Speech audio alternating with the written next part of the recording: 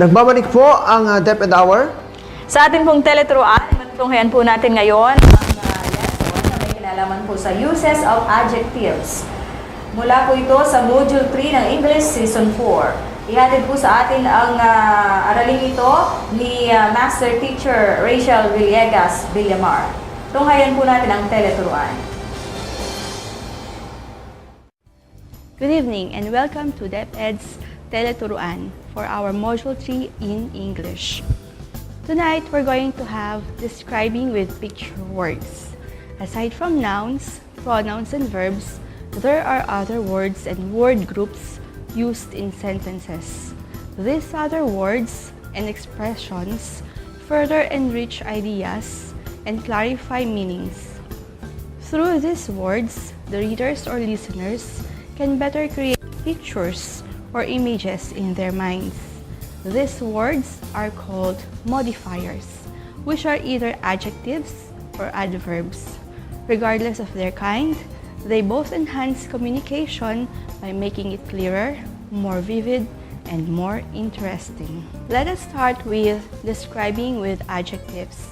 Tonight's learning targets would be: listen to some pupils' personal experiences, pronounce the vowel sounds in the stressed syllables of describing words correctly, describe persons, places, and objects with the use of adjectives, and even write a personal experience and describe a significant person. So here are some of the pupils' written experiences. Listen attentively as I read two of these roles of Angela and Pamela, which we will share with the class for their personal experiences. Now, take note of how they describe the feelings or give reactions towards places, events, or persons. Now, here are some of the pupils' written personal experiences. Listen attentively as we will read two of these pupils' roles, Angelo and Pamela, as they share to the class their personal experiences. Here is Angelo's personal experiences. As a young boy, I have always been interested in science subjects and in science-related contests. I joined one of the memorable contests in our school a year ago. I was one of the 10 contestants who made it to the final round. The 2-hour competition was a joyous occasion because I got the most coveted gold medal. I thank my patient and energetic coach, as well as my supportive family and friends. It was indeed an unforgettable experience for me. Now here is Pamela's experience.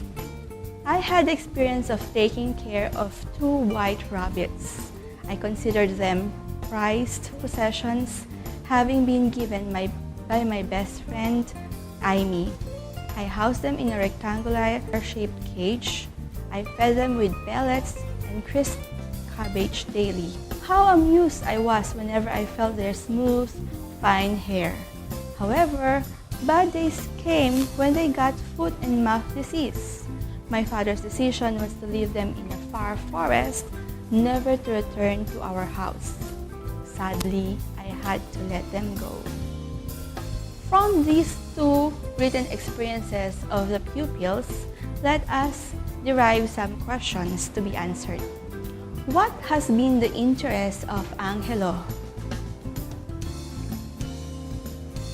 Now narrate his unforgettable experience. How did Pamela regard her best friend's gift to her? How did she take care of the rabbits? Why did she have to part with her pets?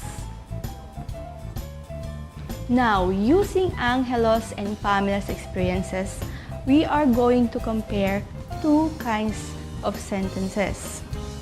Note which sentence is clearer and more interesting. The first one: the contest was held a year ago. Second one: the memorable contest was held a year ago. Here is another one.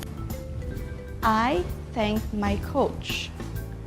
I thanked my energetic coach. Now, from Pamela's and Angelo's experiences, we are going to compare a pair of sentences. Which sentence is clearer and more interesting? Let's have the first sentence. The contest was held a year ago. Here is the second sentence. The memorable contest was held a year ago. Which one do you think is more interesting and more clear? Here's another example. The first sentence, I thanked my coach.